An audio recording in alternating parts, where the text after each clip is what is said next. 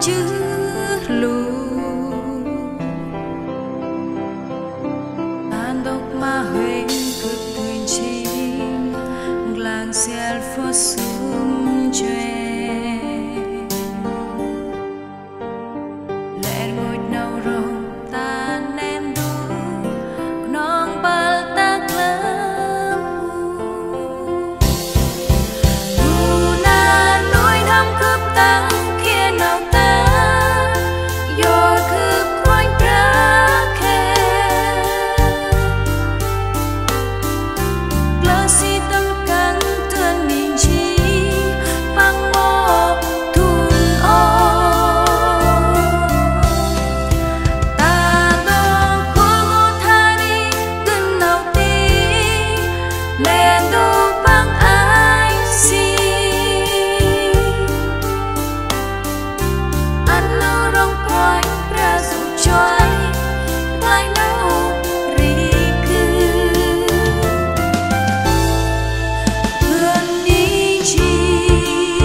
trong ăn cư khẽ tập si tâm mô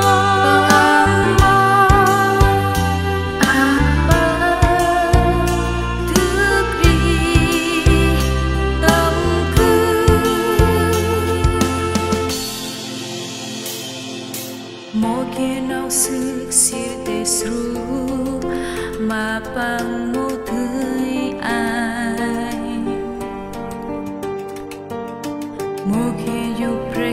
tươi lâu lớn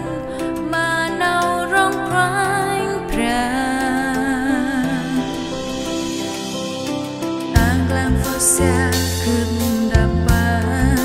giọt bằng cuốn chia cư mùa kia nào rong ta nên đu tươi khá cướp đá ba tâm bư khu tâm tim bư lệ nào loan thu ai nay na hay Giêsu ăn nấu bạc mà cứ một tươi rời lô lệ nào rung ngon lối xi tuôn bằng lá và tham cướp ai si xéo tâm tim bư mô hồn kia năm khay xưa